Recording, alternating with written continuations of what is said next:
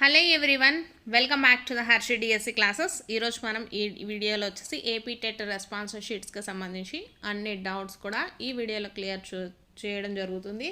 అలాగే ఏ షిఫ్ట్లకి మనకు normalisation process ఉంటుంది.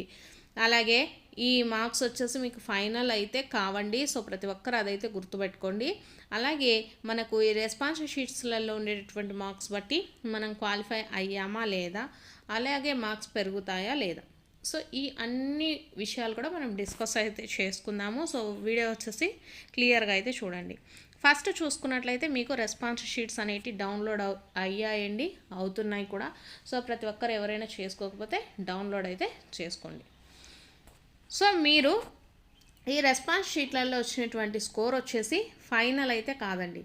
ఎందుకంటే ఇది మీకు రెస్పాన్స్ షీట్ ఎందుకు ఇచ్చారంటే, ఏమైనా అబ్జెక్షన్స్ ఉంటే మీరు అబ్జెక్షన్స్ అనేటివి మనము రైజ్ చేయాల్సి ఉంటుంది. అలాగే ఈ టెట్ రెస్పాన్స్ షీట్లో వచ్చిన స్కోర్ను బట్టి మనం పాస్ అయ్యామా లేదా అనేది కూడా చెప్పలేమండి. కొంతమంది ఇప్పుడు ఫర్ ఎగ్జాంపుల్ ఓసీ వాళ్ళు చూసుకుంటే వాళ్ళకు 90 క్వాలిఫై, సో 90 వచ్చాయి నేను క్వాలిఫై అయ్యాను, 91 వచ్చాయి క్వాలిఫై అయ్యాను అని కూడా చెప్పలేము. ఎందుకంటే రేపు మార్కులు తగ్గచ్చు పెరగచ్చు. సో కాబట్టి ఇవి మనకు ఫైనల్ మార్క్స్ అయితే కావండి. మీకు డిఫరెన్స్ ఎలా ఉండాలంటే ఒక 10 ఎక్కువగా ఉన్నప్పుడు మాత్రమే మీరు క్వాలిఫై అయినట్టు అని అనుకోవచ్చు. అంటే మేబీ మనకు మార్క్స్ తగ్గినా కూడా మనకు ఆ బార్డర్లోకి వెళ్తామన్నమాట. ఆ విధంగా ఉంటుంది. కాబట్టి ఈ టెట్ రెస్పాన్స్ షీట్లో వచ్చినటువంటి స్కోర్ను బట్టి మనం పాస్ అయ్యామా లేకపోతే అంటే మీరు క్వాలిఫై అయ్యారా లేదా అనేసి మనము చెప్పలేమండి. అలాగే ఇప్పుడు ఈ రెస్పాన్స్ షీట్స్లలో ఏమైనా మిస్టేక్స్ ఉంటే, సో మీ షిఫ్ట్లలో రాసినటువంటి వాటిల్లో క్వశ్చన్స్ రాంగ్ ఉన్నా, లేకపోతే ఒక ఆన్సర్కి 2-3 ఆన్సర్స్ ఉన్నా, లేకపోతే ఆన్సర్ లేకపోయినా ఇచ్చినటువంటి ఆప్షన్స్లో ఇటువంటి అబ్జెక్షన్స్ ఉన్నటువంటి పేపర్లలో కంపల్సరీ ఇనీషియల్ కీలో ఏమైనా మిస్టేక్స్ ఉంటే అబ్జెక్షన్స్ వచ్చేసి రైజ్ చేయడం వల్ల మార్క్స్ అనేటివి యాడ్ అవుతాయండి.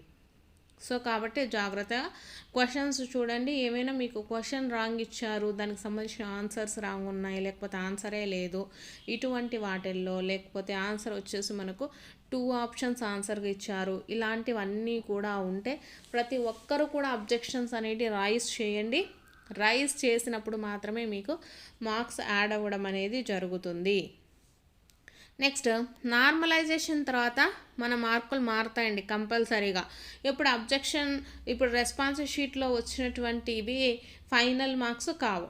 సో మీకు కంపల్సరీగా మారచ్చు, మారకపోవచ్చు, పెరగకపోవచ్చు. సో ఇన్ని విధాలుగా ఉంటాయి. కాబట్టి ఇవి మనకు ఫైనల్ స్కోర్గా మనం చెప్పలేమండి. సో అలాగే టఫ్గా ఉన్న సెషన్లో ఎగ్జామ్ రాసిన వాళ్ళకి స్కోర్ అనేది పెరుగుతుంది. అంటే ప్రజెంట్ 130 వచ్చాయనుకోండి, వాళ్ళు రాసినటువంటి పేపర్ ఈజీగా ఉండడం వల్ల. సో నార్మలైజేషన్ ప్రాసెస్ వల్ల వాళ్ళకి 120 కూడా రావచ్చు మళ్ళీ ఫైనల్ మార్కుల్లో అండి.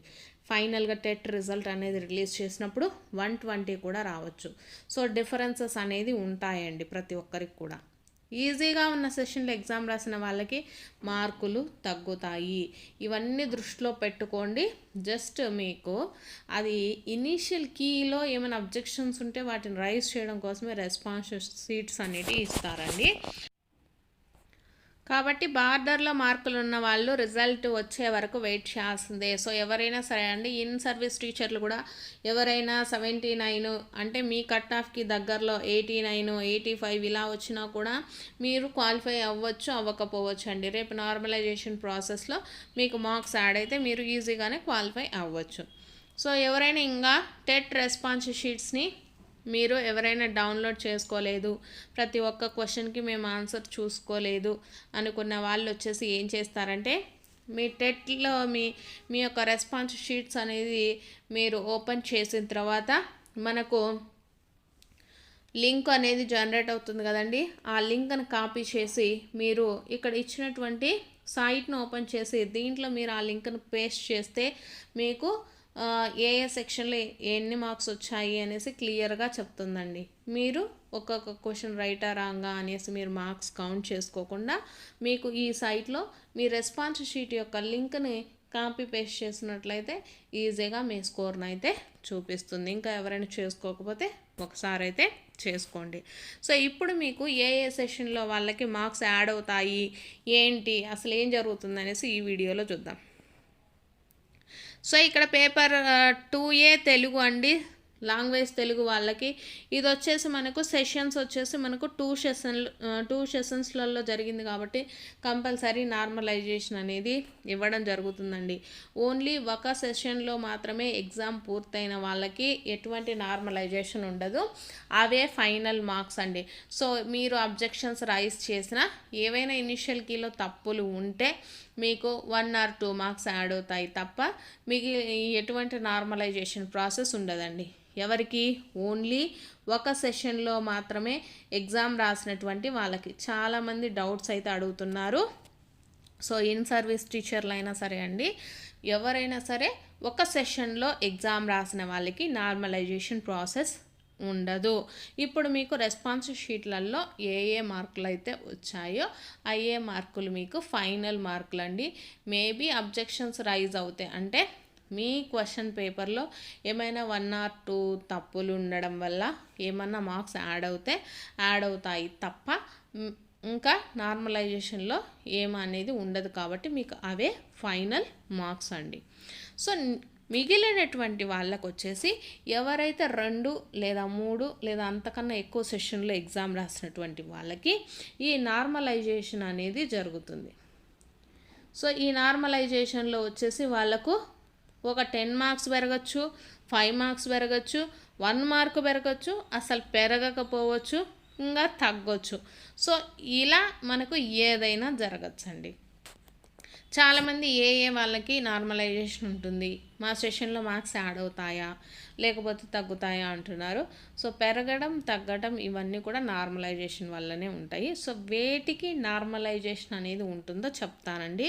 So paper 2A language Telugu వాళ్ళకి నార్మలైజేషన్ అనేది ఉంటుంది, ఎందుకంటే 3 సెషన్స్లో జరిగాయి కాబట్టి వాళ్ళకు కంపల్సరీ ఉంటుందండి. నెక్స్ట్ ఎస్జిటి వాళ్ళండి, ఎస్జిటి వాళ్ళకు కూడా మనకు 6th నుంచి మనకు ఆల్మోస్ట్ 9th వరకు కూడా పేపర్ 1A జరిగింది కాబట్టి సో ఎస్జిటి వాళ్ళకు నార్మలైజేషన్ ప్రాసెస్ ఉంటుంది.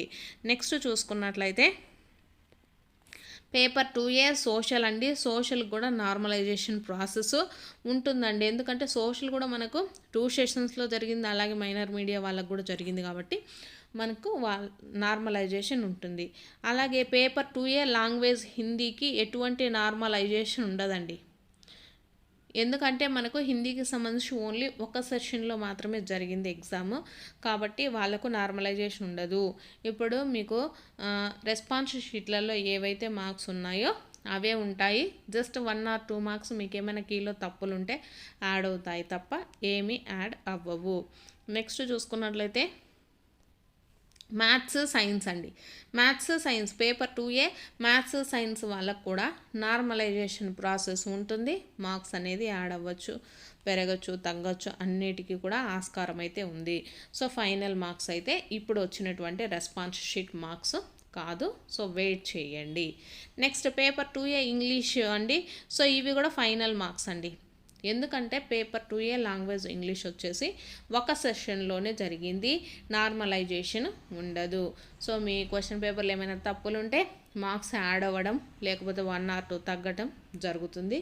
ఇప్పుడు మీరు క్వాలిఫై అవుతే అయినట్టండి, లేకపోతే లేదు. సో కాబట్టి వీటికి మాత్రం నార్మలైజేషన్ ఉంటుందండి. సో మీకు ఫైనల్గా చెప్పేది ఏంటంటే పేపర్ 2A లాంగ్వేజ్ ఇంగ్లీష్కి అలాగే హిందీకి నార్మలైజేషన్ ఉండదు, మీ మార్క్స్ అంతేనండి. సో 89 అట్లా బార్డర్లో ఉన్న వాళ్ళు మీకు మీ క్వశ్చన్ పేపర్లో ఏమైనా తప్పులున్నా లేకపోతే ఏమైనా క్వశ్చనే తప్పున్నా ఇలాంటి మీకు ఆప్షన్స్ ఇందాక చెప్పాను కదా, సో అటువంటి పరిస్థితులలోనే మార్కులు అనేటిది యాడ్ అవుతాయి, లేకపోతే మీరు ఇవే ఫైనల్ మార్క్స్గా మీరు చూసుకోవచ్చు అండి. సో ఇక్కడ మిగిలినవి చూసుకుంటే పేపర్ 2A మ్యాథ్స్ సైన్స్ కానీ సోషల్ తెలుగు అలాగే ఎస్జిటి వాళ్ళు వీళ్ళందరికీ కూడా నార్మలైజేషన్ అనేది ఉంటుంది. సో ఇది అండి ఏపీ టెట్ రెస్పాన్స్ షీట్లకు సంబంధించి. సో ప్రతి ఒక్కరూ కూడా మీకు ఏమైనా అబ్జెక్షన్స్ ఉంటే రైజ్ చేయండి. అంటే ఇనిషియల్ కీలో తప్పులు ఉంటే ప్రతి ఒక్కరూ కూడా అబ్జెక్షన్స్ రైజ్ చేస్తేనే మార్కులు అనేటివి యాడ్ అవుతాయి, ప్రతి ఒక్కరికి యూస్ఫుల్ అయితే అవుతాయండి. సో ముఖ్యంగా ఇన్ సర్వీస్ టీచర్లకు కూడా యూజ్ అవుతుంది. ఇప్పుడు వాళ్ళు క్వాలిఫై అయిపోతే మళ్ళీ టెట్ రాసే పని ఉండదండి. సో కాబట్టి ఎక్కువ మంది ఏమైనా అబ్జెక్షన్స్ ఉంటే తప్పకుండా రైజ్ అయితే చేయండి. సో ఇది అండి రెస్పాన్స్ షీట్లకు సంబంధించి. మీకు ఏమైనా ఇంకా డౌట్స్ ఉంటే కింద కామెంట్ సెక్షన్లో అయితే కామెంట్ అయితే చేయండి.